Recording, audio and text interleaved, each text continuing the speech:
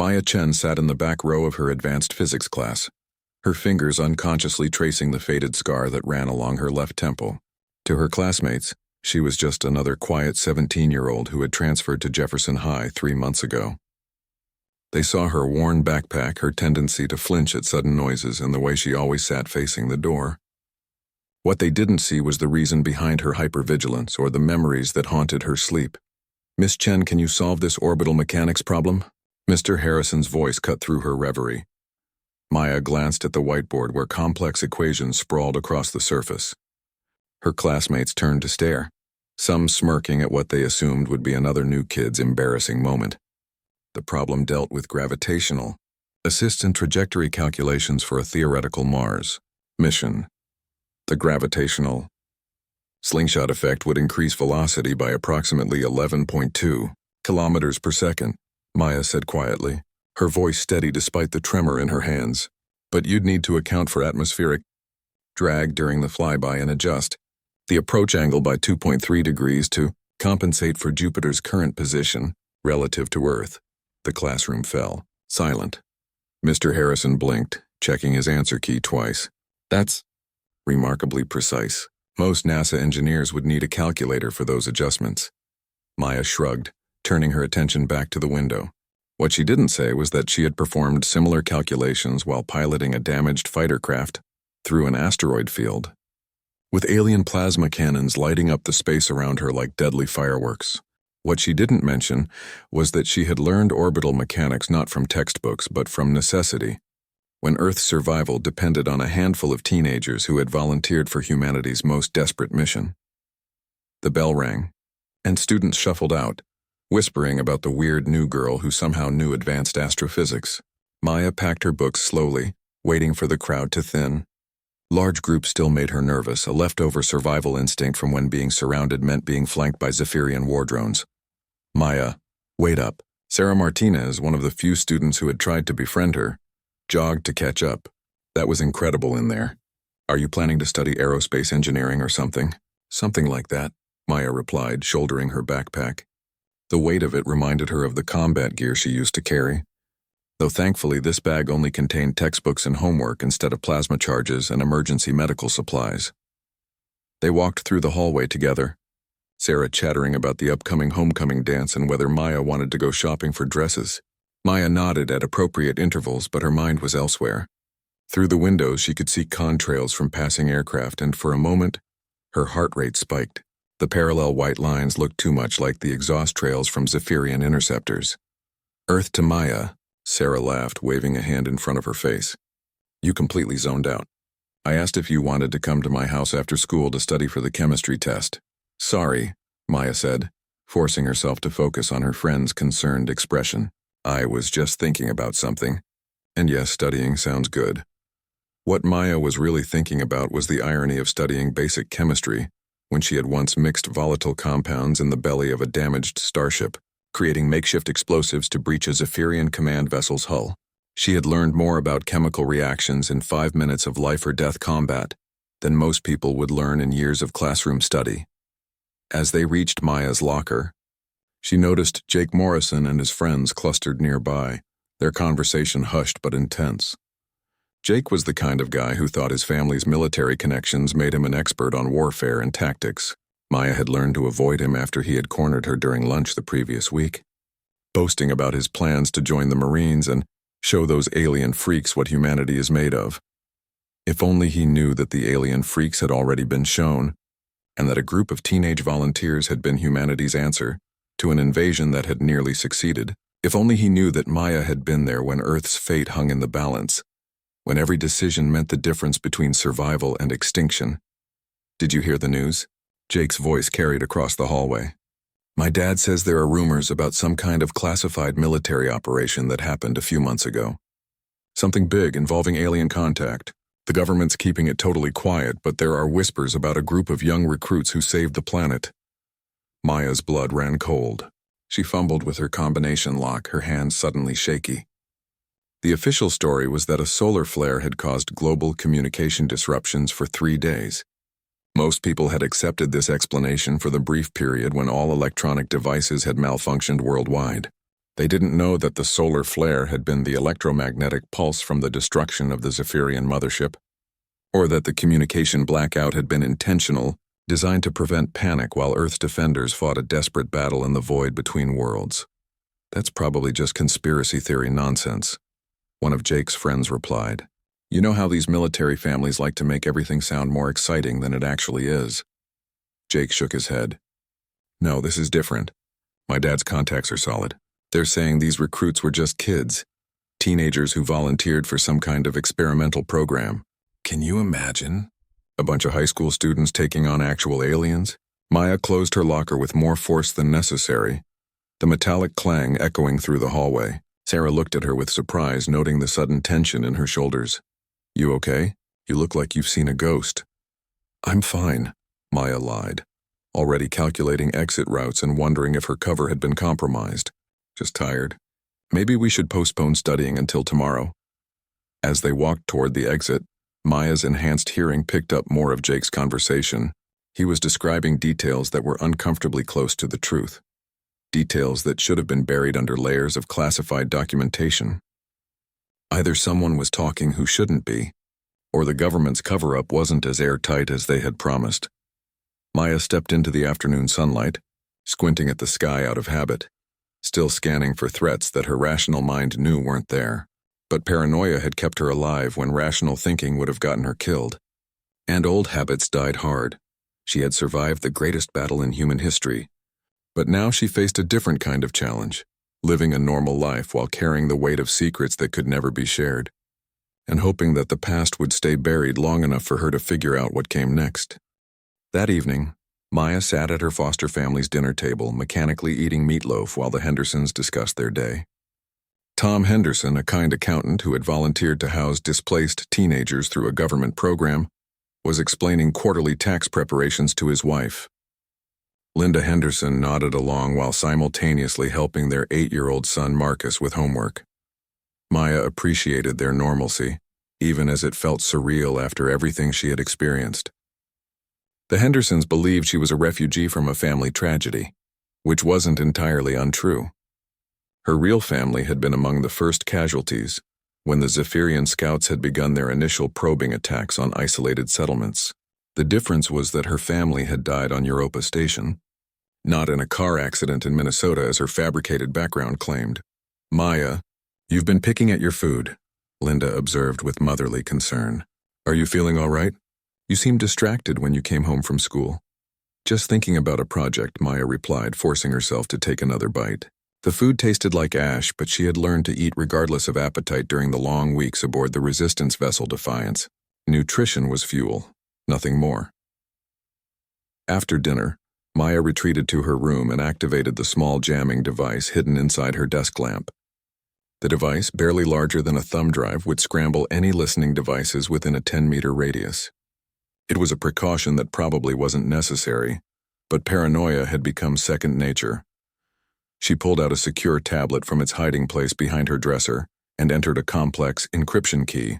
The screen flickered to life, displaying a chat interface that existed on no official network. Only 7 people in the world had access to this communication channel, and they were the only ones who truly understood what Maya had been through. Ghost Actual. Anyone else hearing chatter about classified ops?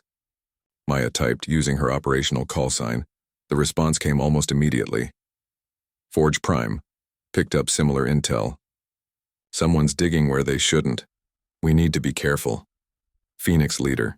Just heard Jake Morrison at school talking about it. His military connections might be getting too close. Maya's blood chilled. Phoenix Leader was Alex Reeves, and he attended Riverside High across town. If Jake's information was spreading to other schools, the situation was worse than she had thought. Shadow 6. My handler says the cover story is holding, but there are leaks in the command structure. Some brass are getting nervous about the secrecy. Nova Strike. Can't blame them. Hard to keep something this big quiet forever. Eventually, someone's going to start asking the right questions. Maya stared at the screen, her mind racing. Nova Strike was Marcus Webb, currently living under the identity of an exchange student from Canada. Shadow 6 was Elena Vasquez, whose cover had her placed with a family in Texas. The others were scattered across the country, all of them trying to blend into normal teenage life while carrying the weight of saving humanity. Wraith Actual. The bigger problem is what happens when the Zephyrians realize we're still alive. The Queen's ships retreated. They didn't surrender. Maya's fingers hesitated over the keyboard. Wraith Actual was David Kim, the youngest member of their squad at only 16. He had a talent for saying what everyone else was thinking but didn't want to voice. Forge Prime. David's right. The war isn't over. They'll be back, probably with better tactics and more ships. Ghost Actual. Which is why we need to stay hidden and prepare. But if our covers are blown, we become targets for both sides, Maya typed grimly. The conversation continued for another hour, each member sharing intelligence about potential security breaches and strange incidents in their respective areas. A pattern was emerging that Maya didn't like. Government vehicles had been spotted near several of their schools. Military personnel in civilian clothes had been asking questions about new students with unusual knowledge or skills. Someone was either investigating them or preparing to extract them. After signing off, Maya disabled the tablet and returned it to its hiding place. She lay on her bed, staring at the ceiling and trying to process the implications of what she had learned. 3 months ago, she had been Maya Chen, communications specialist aboard the UES Defiance, part of humanity's desperate last stand against an alien invasion that had nearly succeeded. She had watched friends die, had killed enemies with her own hands, and had helped coordinate the assault that finally drove the Zephyrian fleet back into deep space. Now she was supposed to be Maya Chen, quiet transfer student with a tragic past, concerned about homework and fitting in with her peers. The transition felt impossible most days. Her phone buzzed with a text from Sarah. Still on for studying tomorrow? I really need help with the chemistry equations. Maya typed back a quick affirmative, then set the phone aside. Tomorrow she would sit in Sarah's bedroom, surrounded by textbooks and notebooks, pretending that molecular bonding was a challenge worth worrying about. She would listen to Sarah's concerns about college applications and boy trouble, nodding sympathetically, while her own mind grappled with the knowledge that humanity was living on borrowed time. The Zephyrians would return. Their retreat had been tactical, not a surrender. Maya had read enough of their captured communications to understand their psychology.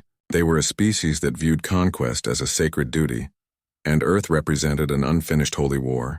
The fact that a handful of human children had defeated their initial invasion would only make them more determined to succeed the second time. Maya closed her eyes and tried to sleep, but her dreams were filled with the same recurring nightmare that had haunted her for months. She was back in the cockpit of her fighter craft, watching the massive Zephyrian mothership bearing down on Earth. In the dream, her weapons failed, her engines gave out, and she was forced to watch helplessly as humanity's homeworld burned. She woke with a start at 3 a.m., her shirt damp with sweat and her heart pounding. Through her bedroom window, she could see the stars, brilliant and cold against the night sky. Somewhere among those stars, the Zephyrian queens were regrouping, planning their return, and preparing for a war that would make their first invasion attempt look like a minor skirmish. Maya reached for her secure tablet again, needing the comfort of communication with the only people who understood her reality, but the screen remained blank. Her teammates were dealing with their own nightmares, their own struggles to maintain their covers while preparing for a war that might come tomorrow or might come in years. She was 17 years old, living in suburban America, attending high school and pretending to worry about normal teenage problems. She was also one of 7 people who had saved Earth from extinction, and one of 7 people who knew that the battle had only been the beginning of a much larger war. Maya returned to bed and pulled the covers over her head, trying to shut out the weight of knowledge that threatened to crush her. Tomorrow she would smile at Sarah, suffer through Jake Morrison's boasting, and continue the exhausting charade of being normal. But tonight, in the darkness of her foster family's house, she allowed herself to remember who she really was and what she had done, and the girl who had survived the greatest battle in human history was learning that the hardest fight might be the one against her own memories. The next morning brought an unwelcome surprise. Maya arrived at school to find 2 men in dark suits talking quietly with Principal Davidson outside the main office. Their posture, their identical sunglasses, and the way they scanned the hallway marked them as federal agents as clearly as if they had worn name tags Maya's. Enhanced peripheral vision caught one of them glancing at a tablet display that looked suspiciously like student ID photos. She forced herself to maintain her normal walking pace while her combat instincts screamed at her to find an exit route. Instead, she ducked into the nearest bathroom and activated the emergency communication protocol on her phone. The message was simple. Code Black. Federal presence at school. Possible compromise. Within minutes, responses flooded in from her teammates across the country. Similar visits were happening everywhere. Alex reported 2 agents questioning teachers at Riverside High. Elena had spotted a surveillance van parked across from her foster home. David's handler had gone dark completely, failing to respond to scheduled check-ins. Maya closed the phone and took several deep breaths, forcing her heart rate to slow. This was exactly what they had feared. Someone in the government had decided that the teenage heroes were either assets to be controlled or threats to be contained. Maya, is everything okay? Sarah's voice came from behind her. Maya spun around, noting with professional disappointment that her friend had managed to approach without being detected. Her situational awareness was slipping, a dangerous development. Fine, Maya replied, managing a weak smile. Just feeling a little sick. You do look pale. Maybe you should go to the nurse's office. No, I'll be okay. Let's just get to class. As they walked through the hallways, Maya's trained eyes cataloged potential threats and escape routes. The school's layout, which she had memorized within her first week, now took on tactical significance. 2 exits on each floor, emergency stairs at both ends of the building, and windows in the science wing that opened onto the roof of the gymnasium. During first period English, Maya positioned herself with a clear view of both the door and windows. Mrs. Patterson was discussing symbolism in The Outsiders, but Maya's attention was focused on the hallway beyond the classroom door. Twice she spotted unfamiliar adults in business attire walking past, their movements too purposeful for ordinary visitors. The fire alarm began shrieking halfway through second period. Students groaned and began the familiar routine of filing out in orderly lines. But Maya's instincts screamed that this was no drill. Fire alarms were a classic extraction protocol, creating chaos while appearing completely routine. As her classmates shuffled toward the designated assembly area, Maya broke away from the group and headed for the science wing. The hallways were emptying quickly, but Maya spotted movement in her peripheral vision. One of the suited agents from earlier was walking against the flow of evacuating students, his eyes scanning faces systematically. Maya slipped into an empty chemistry classroom and crouched behind the lab bench. Her phone buzzed with an encrypted message from Forge Prime. Multiple extractions in progress. Phoenix leader compromised. Scatter protocol in effect. Maya's stomach dropped.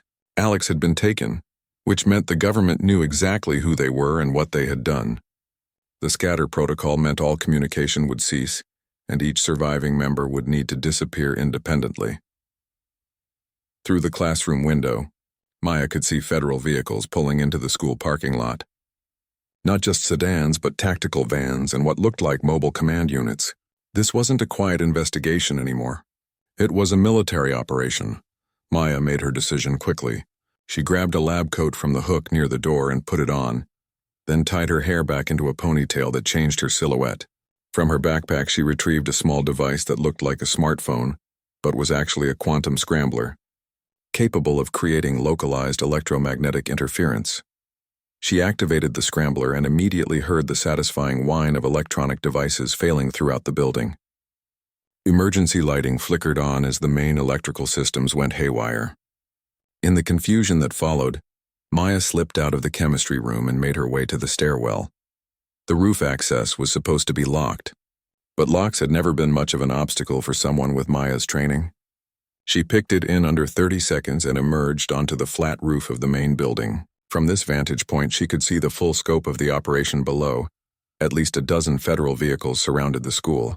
Agents were conducting systematic searches of classrooms while others interviewed students in the parking lot. Maya spotted Sarah among a group of her classmates, looking confused and worried as an agent showed her what was probably Maya's school photo. Maya's phone chimed with one final message. This one from an unknown number. Package secure. Rendezvous November Tango 7, come alone. She recognized the code immediately. November Tango 7 was an emergency extraction point that her handler had briefed her on during the initial debriefing 3 months ago. The fact that someone was using it meant that not all of the government officials involved in their mission had been compromised. Maya made her way across the rooftops, using skills learned during night operations on Zephyrian vessels. The adjacent buildings were close enough to jump between, and she had always been good at moving silently across unstable surfaces. 20 minutes later, she dropped down into the alley behind Morrison's hardware store, 6 blocks from the school. A nondescript gray sedan was waiting in the alley, its engine running. The driver was a woman Maya recognized as Agent Foster, one of the few government liaisons who had treated the teenage soldiers with respect rather than condescension during their post-mission debriefings. "Get in," Foster said tersely. "We don't have much time." Maya slid into the passenger seat and the car pulled out of the alley immediately. "What happened to the others?" Maya asked. "Alex was taken into custody this morning. Elena and David managed to disappear, but we lost contact with Marcus and Jennifer. Shadow 6 went dark 2 hours ago." Maya processed this information grimly. Out of 7 team members, only 3 were still free, and even that status was temporary at best. "Why the sudden interest?" "We've been quiet. We've maintained our covers." Agent Foster navigated through suburban streets with practiced efficiency, taking a route that avoided main roads and traffic cameras. Political pressure. Some senators got wind of the classified operation and started asking uncomfortable questions. The current administration decided it was easier to contain the assets than to deal with congressional oversight. "Assets," Maya repeated bitterly. "Is that what we are now?" "To some people, yes. But there are others in the government who remember what you kids did for this planet. The problem is we're outnumbered and outranked." They drove in silence for several minutes before Foster spoke again. "There's something else you need to know. The deep space monitoring stations have detected unusual energy signatures at the edge of the solar system. Signatures that match Zephyrian propulsion technology." Maya felt her blood turn to ice water. "They're coming back." "We think so. Which means we need our best defenders ready for action, not locked away in government facilities for debriefing and psychological evaluation." The car pulled into the parking lot of an abandoned shopping mall. Agent Foster led Maya through a service entrance and down a series of maintenance corridors that eventually opened into what had once been a department store. The space had been converted into a temporary command center, complete with communication equipment and tactical displays. "Welcome to the Resistance," Foster said with dark humor. "Population, very small and getting smaller." Maya looked around the improvised facility, noting the mix of military and civilian personnel working at various stations. These were the people who believed that Earth's teenage heroes should be free to fight, rather than imprisoned by the very government they had saved. "What's the plan?" Maya asked. "First, we extract the rest of your team from federal custody. Then we prepare for the real war because intelligence suggests the Zephyrians are bringing a lot more than 3 motherships this time." Maya nodded grimly. The brief respite of trying to be a normal teenager was over. The battle for Earth was about to begin again, and this time, she wouldn't have the element of surprise or the luxury of being underestimated. She was no longer Maya Chen, high school student. She was Ghost Actual, and humanity needed its defenders now more than ever. The rescue operation took place 3 days later at a black site facility in Nevada that didn't officially exist. Maya lay flat on her belly atop a ridge overlooking the compound, her borrowed sniper scope tracking guard movements while she counted patrol intervals. The facility looked like a corporate retreat center, complete with manicured lawns and decorative fountains, but the armed perimeter and sensor arrays told a different story. "I count 18 guards on rotation, plus an unknown number inside," Maya whispered into her throat mic. "Motion sensors every 20 meters along the fence line, and what looks like automated sentry guns disguised as landscape lighting." Agent Foster's voice crackled back through her earpiece. "Can you disable the perimeter without triggering alarms? Give me 30 minutes and a clear sightline to the main electrical junction." Maya was already calculating angles and timing. Breaking into heavily guarded government facilities hadn't been part of her original training, but 3 months of normal life had given her plenty of time to study advanced infiltration techniques. She shifted position and began her approach, moving through the desert scrubland with the same silent efficiency she had used to board Zephyrian vessels. The key was patience and understanding the rhythm of the guards' movements. Every patrol had its pattern. Every sentry had his blind spots. The electrical junction box was mounted on the side of a maintenance building, protected by a simple lock that Maya bypassed in seconds. Inside, she found exactly what she had expected: a standard military-grade security system that relied more on isolation than sophistication. She attached a device no larger than a thumb drive to the main power relay, then retreated to her overwatch position. "Package delivered," she reported. "Ready for Phase 2. At exactly 300 hours, the compound's external lighting failed in a cascading blackout that looked like a simple power grid malfunction. Emergency lighting kicked in immediately, but the sudden transition left the guards night-blind and confused. Maya had planned for this, wearing night vision goggles that turned the darkness into her advantage. She moved quickly through the confusion, using the temporary chaos to slip past the perimeter fence. The motion sensors were down, but she knew they would reset within minutes once backup power stabilized the system. The main building's layout matched the blueprints that Foster's intelligence network had provided.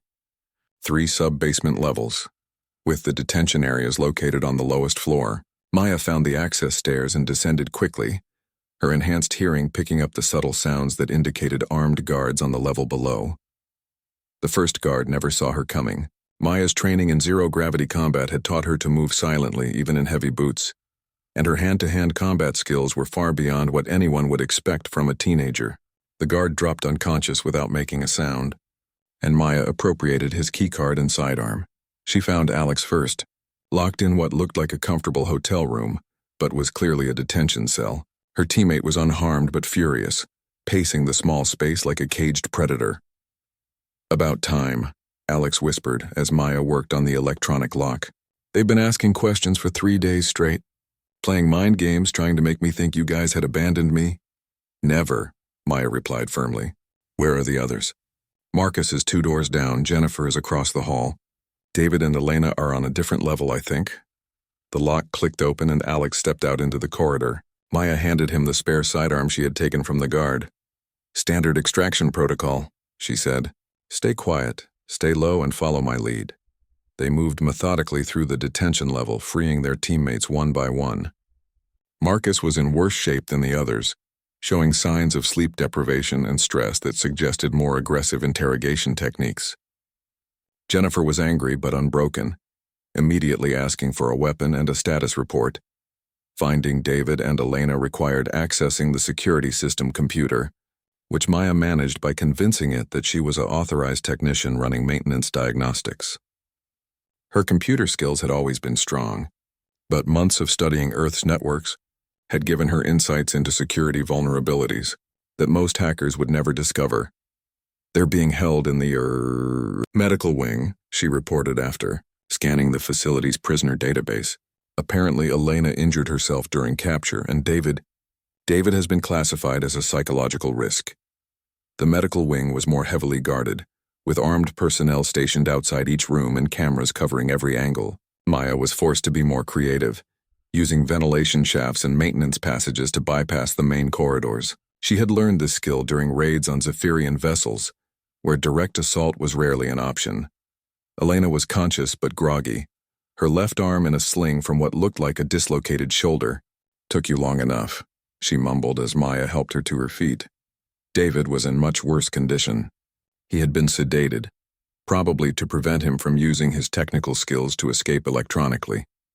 Maya found 3 different IV lines running into his arms, delivering what she suspected were mood-altering drugs designed to make him more compliant during interrogation. "Can you carry him?" Maya asked Alex, who had the most physical strength among their group. "Not a problem, but we're going to need a distraction to get out of here without raising alarms." Maya was already working on that problem. Her electromagnetic scrambler device could do more than just disable local electronics. With the right modifications, it could create a localized electromagnetic pulse that would look exactly like equipment failure. She connected it to the facility's main power distribution system through a maintenance access point. "Everyone ready?" she asked, her finger hovering over the activation switch. Her teammates nodded grimly. They were all injured or exhausted, but they were also the 7 people who had saved Earth from alien invasion. A government detention facility was hardly their most challenging obstacle. Maya triggered the pulse, and every electronic system in the building died simultaneously. Emergency lighting failed. Security cameras went dark and electronic locks released automatically as their fail-safes activated. The facility plunged into complete darkness. "Move," Maya whispered, and they began their escape. The route out was more challenging with injured teammates, but Maya's planning paid off. She had memorized 3 different exit strategies, each designed for different contingencies. With David unconscious and Elena impaired, they took the longest but safest route through service tunnels that connected to an adjacent building. They emerged 15 minutes later in the parking lot of what appeared to be a trucking company, where Agent Foster was waiting with 2 vehicles and a medical team. The rescue had taken less than an hour from start to finish. "Impressive work," Foster said as they loaded the injured teammates into one of the vehicles. "But we have bigger problems now." She handed Maya a tablet displaying deep space sensor readings. The data was unmistakable. Massive energy signatures were moving through the outer solar system, far larger than anything detected during the first Zephyrian invasion. "How long do we have?" Maya asked.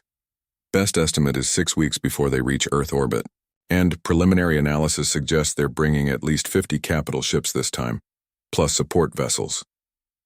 Maya looked at her teammates, most of whom were barely conscious after their ordeal. 3 months ago, they had faced 3 Zephyrian motherships with a hastily assembled fleet, and had won through luck, skill, and pure determination. Now they were being asked to face odds that were nearly 20 times worse, and they were starting from a position of exhaustion and mistrust. "What assets do we have?" she asked. "Less than we had the first time," Foster admitted. "Most of the original fleet was decommissioned after the war, and the government faction that wants to imprison you also wants to handle the defense conventionally. They think regular military forces will be sufficient." Maya almost laughed at the absurdity. Regular military forces had been helpless during the first invasion. It had taken teenagers with nothing to lose and everything to fight for to find a way to victory, but politicians and generals apparently preferred conventional defeat to unconventional success. "Then we'll have to work with what we can get," Maya said, "and hope that 6 weeks is enough time to prepare for the real war." As their vehicle pulled away from the detention facility, Maya stared out the window at the desert landscape and tried not to think about how impossible their situation had become. They had saved Earth once by being unexpected, by thinking differently than trained military officers, and by being willing to take risks that no sane commander would approve. Now they had to do it again. But this time their enemy would be prepared for their tactics, and their own government might be as much of an obstacle as the alien invasion fleet, bearing down on their homeworld. The abandoned asteroid mining station that became their new base of operations was a testament to human ambition and corporate failure. Ceres Mining Consortium had spent billions building the facility before market conditions and technical challenges forced them to abandon it half-finished. Now it orbited Earth at a Lagrange point, officially decommissioned but still structurally sound enough to serve as humanity's last hope. Maya floated through the station's central corridor, her magnetic boots clicking against the metal deck plating as she reviewed tactical displays on her tablet. 2 weeks had passed since their extraction from the government facility, and their small resistance force had grown to include nearly 300 personnel. Military officers who had served during the first invasion, civilian scientists who understood Zephyrian technology, and even a handful of politicians who believed in doing what was right rather than what was popular. "Ghost Actual, we need you in the command center." Elena's voice came through the station's comm system. Her teammate had recovered quickly from her injuries and had thrown herself into the preparation efforts with typical intensity. Maya made her way to what had once been the mining operations control room, now converted into a military command center, complete with holographic displays and real-time sensor feeds from across the solar system. The sight that greeted her was both impressive and terrifying.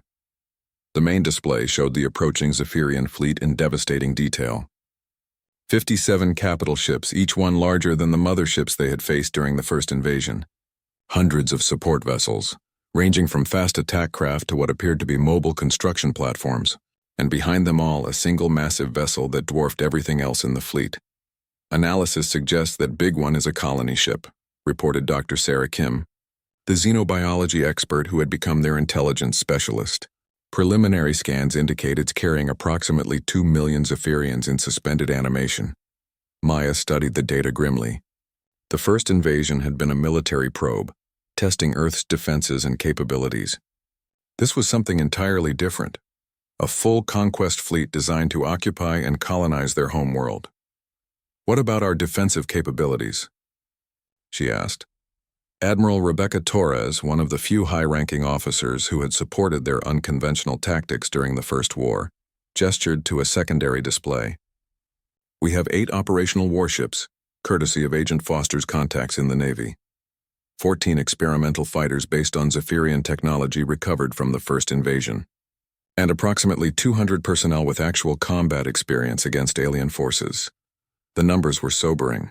During the first invasion, they had fielded 12 warships and had barely managed to achieve victory.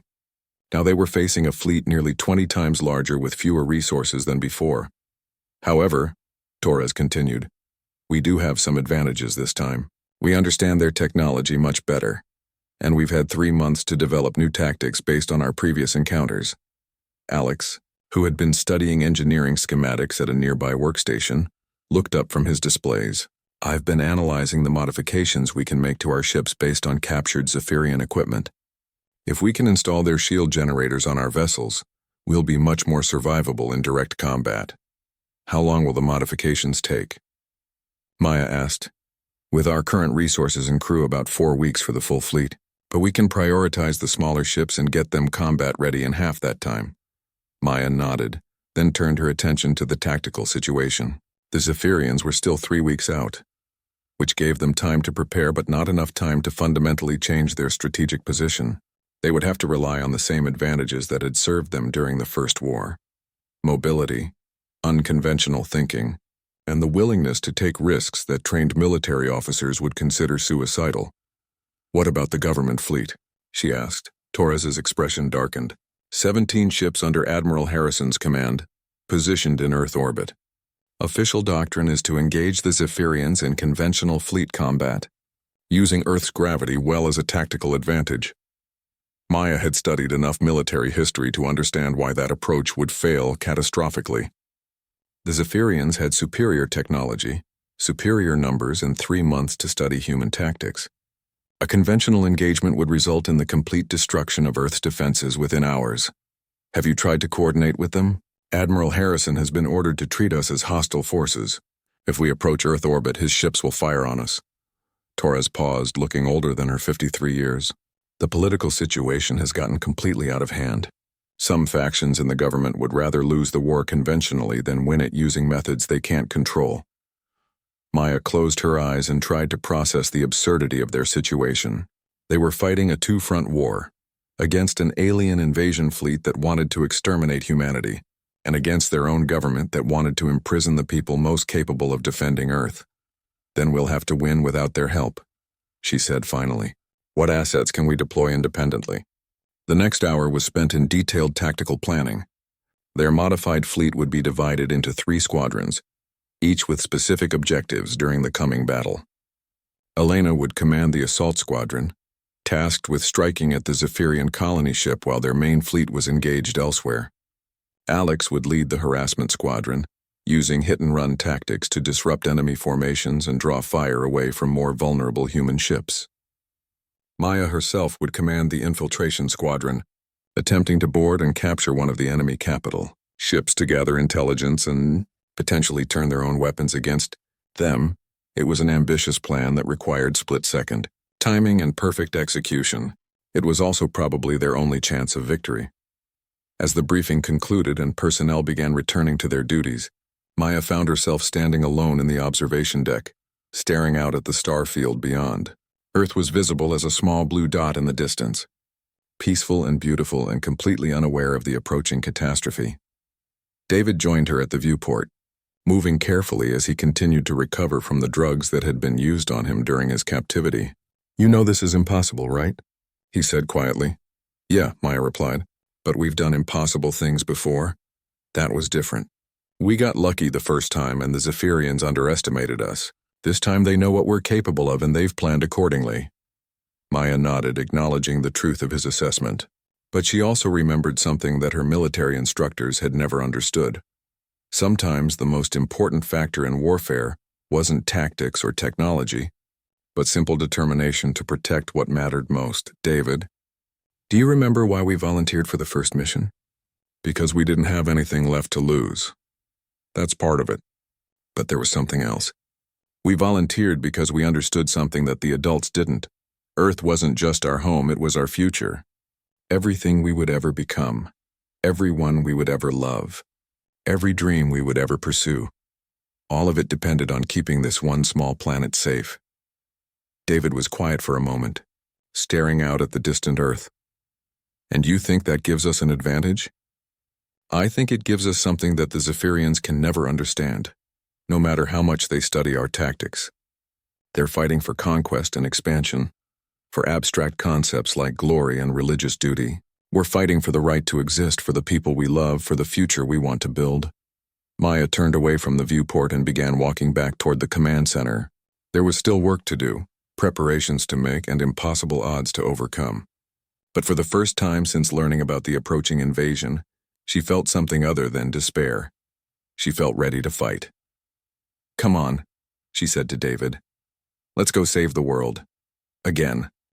The battle began at 3:47 hours on a Tuesday morning, when the first Zephyrian scouts entered the outer solar system and immediately engaged Admiral Harrison's forward picket ships. Maya watched the initial engagement from the command center of the mining station, her enhanced displays showing the tactical situation in real time. "Harrison's ships are falling back toward Earth," reported Lieutenant Commander Jackson, their tactical officer.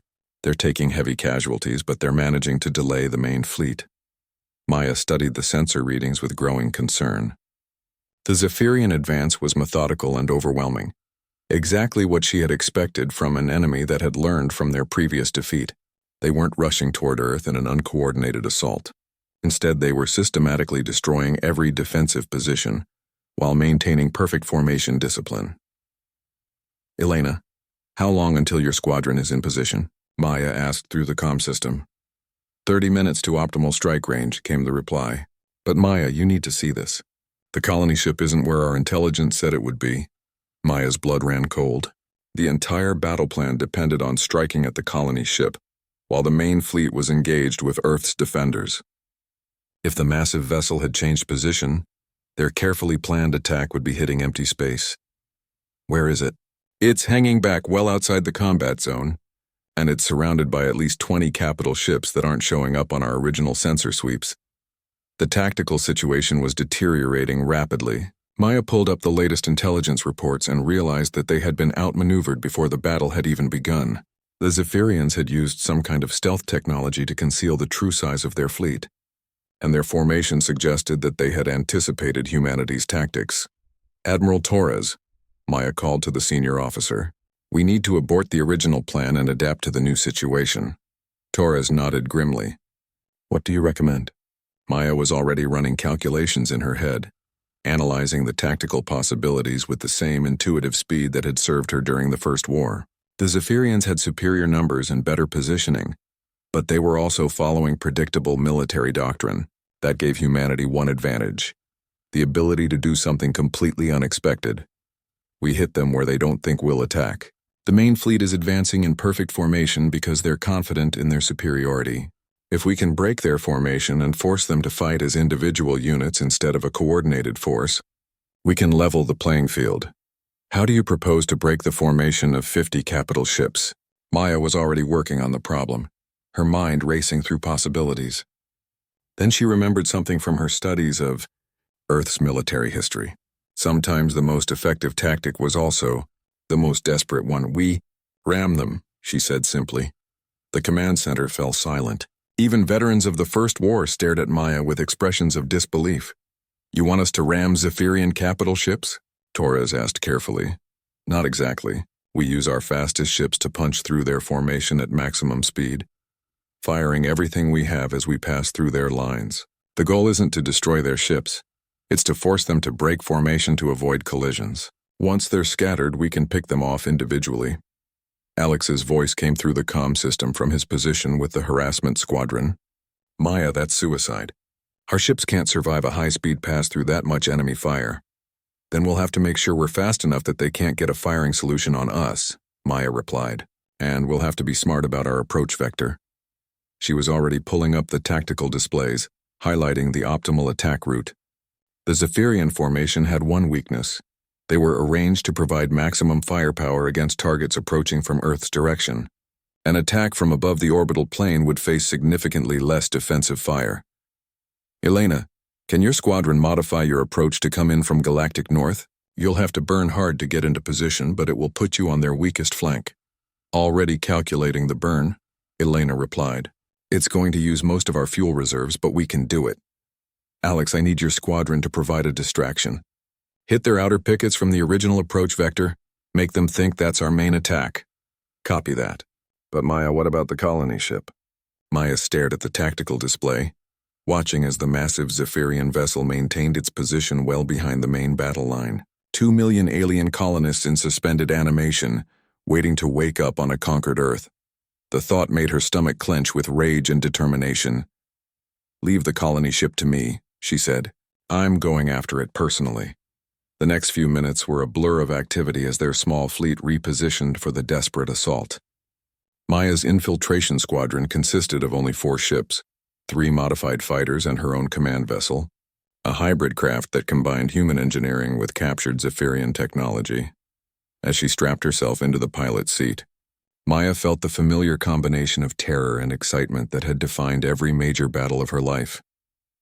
Her hands moved automatically across the control panels, running through pre-flight checks while her enhanced displays showed the approaching enemy fleet in devastating detail. All squadrons report ready, came Torres's voice through the comm system. Maya, are you sure about this? No, Maya replied honestly. But I'm sure about what happens if we don't try. The attack began with Alex's harassment squadron striking at the Zephyrian picket ships, drawing their attention and causing the main formation to adjust slightly to face the threat. Exactly as Maya had hoped, the enemy fleet maintained their disciplined formation while shifting to optimize their defensive posture. That was when Elena's assault squadron struck from above. Maya watched the tactical display as 8 human fighters dove through the Zephyrian formation at nearly 30% of light speed, their weapons firing continuously as they punched through the enemy lines.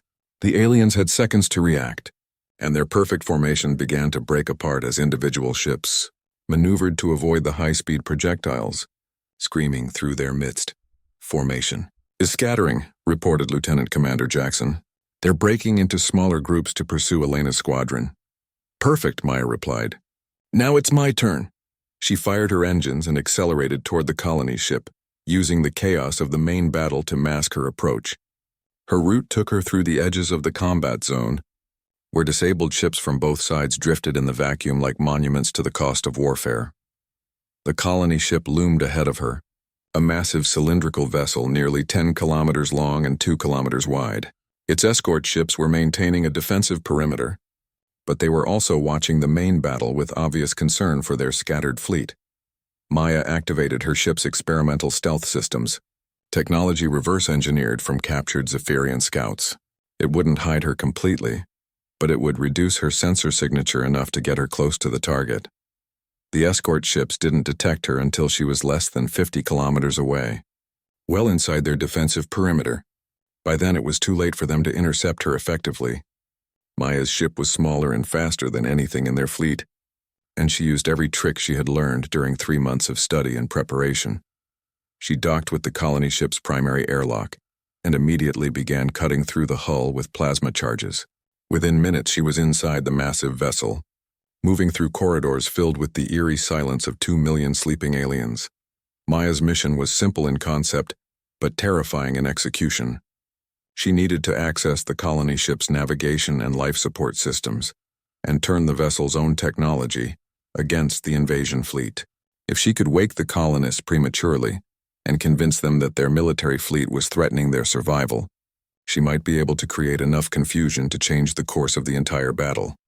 But first, she had to survive long enough to reach the ship's control center, and the corridor ahead of her was filled with automated defenses that were very much awake and very much hostile. Maya checked her weapons one final time and began moving deeper into the alien vessel. Behind her, the battle for Earth's survival continued to rage, and ahead of her lay the most dangerous infiltration mission of her already extraordinary military career. The fate of humanity rested on a 17-year-old girl with nothing left to lose and everything she loved to protect. Maya moved through the colony ship's corridors like a ghost, her enhanced hearing picking up the subtle vibrations of automated systems and the distant hum of life support equipment maintaining 2 million sleeping aliens. The ship's interior was a maze of passages designed for beings significantly taller than humans, forcing her to adapt her movement patterns to navigate efficiently through the oversized environment. The first automated defense system she encountered was a scanning array that would have triggered alarms if she had approached it directly. Instead, Maya used her plasma cutter to create an alternate route through a maintenance shaft, emerging behind the sensors and disabling them with a localized electromagnetic pulse from her scrambler device. Each step deeper into the ship brought new challenges. Motion detectors that required her to time her movements to coincide with the ship's mechanical rhythms. Pressure sensors that forced her to distribute her weight carefully across structural supports. And always the knowledge that discovery would mean facing defenses designed to stop boarders far more formidable than a single human teenager. But Maya had advantages that the ship's designers hadn't anticipated. Her small size allowed her to access areas that would have been impossible for adult soldiers to reach. Her 3 months of studying captured Zephyrian technology had given her insights into their engineering principles that even experienced xenotechnicians lacked, and most importantly, she had the desperate creativity of someone fighting for the survival of everything she loved.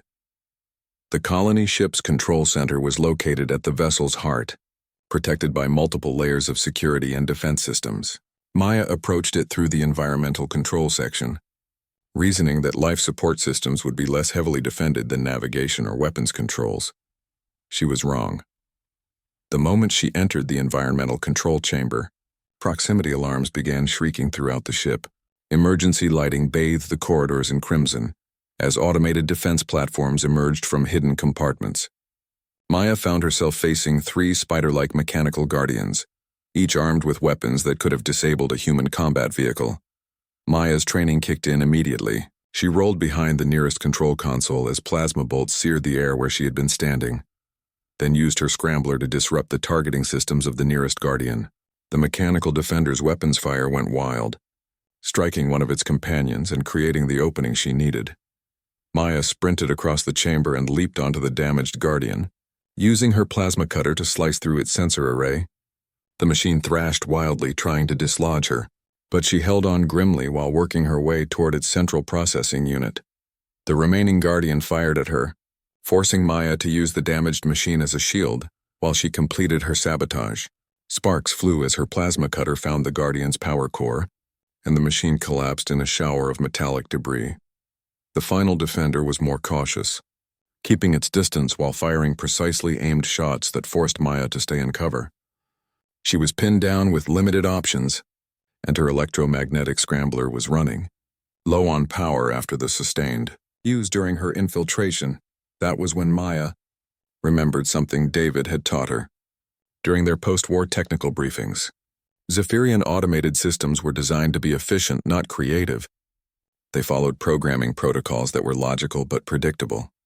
Maya activated her ship's emergency beacon, broadcasting a distress signal that would be picked up by the Guardian's threat assessment system. As expected, the mechanical defender immediately shifted its attention to the perceived threat, turning away from Maya's position to scan for additional human forces. The momentary distraction was all she needed. Maya emerged from cover and crossed the chamber in 3 quick bounds, reaching the environmental control interface before the Guardian could reacquire her as a target. Her plasma cutter made short work of the defensive systems, and the Guardian powered down as its command protocols were severed. The environmental control system was more complex than anything Maya had encountered during the First War, but the basic principles were similar to human life support technology. She worked quickly, her fingers flying across alien control interfaces as she accessed the colony ship's atmospheric management systems. 2 million Zephyrians in suspended animation, their life signs monitored by automated systems that would wake them gradually if their ship detected signs of danger. Maya's plan was elegant in its simplicity. Convince the ship's computers that the military fleet was preparing to use the colonists as expendable troops, triggering an emergency awakening that would create chaos throughout the alien formation. She began by altering the atmospheric mixture in the suspended animation chambers, introducing trace amounts of stimulants that would accelerate the awakening process. Then she accessed the ship's communication systems and began broadcasting modified military transmissions that painted a picture of desperate fleet commanders willing to sacrifice civilian lives for tactical advantage. The modifications took precious minutes to implement, time during which Maya remained acutely aware that her presence had been detected and that security forces would be converging on her position. But she also knew that this might be humanity's only chance to create enough confusion in the enemy fleet to change the outcome of the battle. As the first colonists began stirring in their suspension chambers, Maya activated the ship's internal communication system and began broadcasting in carefully studied Zephyrian language. She had spent months learning their speech patterns and cultural nuances, preparing for exactly this kind of psychological operation. "Attention colonists of the Great Journey," she broadcast, modulating her voice to match Zephyrian vocal patterns. "Your military escorts are planning to use civilian vessels as shields during their assault on the human homeworld. Demand immediate course corrections to preserve colony integrity." The response was immediate and chaotic. Throughout the massive ship, awakening colonists began demanding explanations from their military liaisons. The colony ship's communication arrays lit up with panicked transmissions to the escort fleet, and Maya could hear the confusion spreading through the alien chain of command. But her success was also her downfall. The increased communication traffic had allowed the ship's security systems to trace her location, and Maya could hear the approaching footsteps of Zephyrian soldiers converging on the environmental control chamber. Maya activated her emergency extraction protocol, broadcasting a coded signal to her ship's autopilot systems. Within minutes, her vessel would attempt an automated pickup, but she needed to reach the docking port while avoiding the security forces that were flooding the ship's corridors. She retraced her infiltration route, moving as quickly as possible through maintenance shafts and service passages. Behind her, she could hear the sounds of pursuit, alien voices coordinating search patterns, the mechanical whir of additional defense platforms being activated, and the distinctive energy signature of Zephyrian weapons powering up. Maya emerged from a service hatch 50 meters from her docking point, only to find 3 Zephyrian soldiers waiting for her. They were tall, elegant beings with features that might have been beautiful under other circumstances, but their weapons were trained directly at her position. "Human infiltrator," one of them said in accented English. "Surrender immediately and you will be treated according to the conventions of warfare." Maya almost laughed. The conventions of warfare had never applied to teenagers fighting for their planet's survival. Instead, she activated her last electromagnetic pulse charge, overloading the corridor's lighting systems and plunging the area into darkness. In the confusion that followed, Maya used every combat skill she had learned during 2 alien wars. She was smaller and faster than her opponents, and she had the advantage of being willing to fight with the desperate creativity of someone who had nothing left to lose. The first soldier went down to a precisely placed blow to a nerve cluster that David had identified and captured Zephyrian anatomical data. The second fell when Maya used her plasma cutter to disable his weapon, then followed up with hand-to-hand combat techniques that exploited the alien's unfamiliarity with human fighting styles. The third soldier was more experienced, recognizing Maya's tactics and adapting accordingly. Their fight ranged across the corridor, a deadly dance of human desperation against alien discipline. Maya was faster, but her opponent had reach and strength advantages that nearly proved decisive. In the end, victory came down to a single moment of perfect timing. As the Zephyrian warrior raised his weapon for a killing shot, Maya's ship completed its automated docking sequence. The airlock door burst open, and Maya dove through it as her vessel's defensive systems engaged the pursuing soldier. She collapsed on her ship's deck, exhausted and bleeding from multiple wounds but alive and successful. Behind her, the colony ship was in chaos as millions of awakening colonists demanded explanations for their premature revival. The confusion was spreading to the escort fleet, and through her ship's sensors Maya could see the alien formation beginning to break apart as military commanders tried to deal with civilian panic.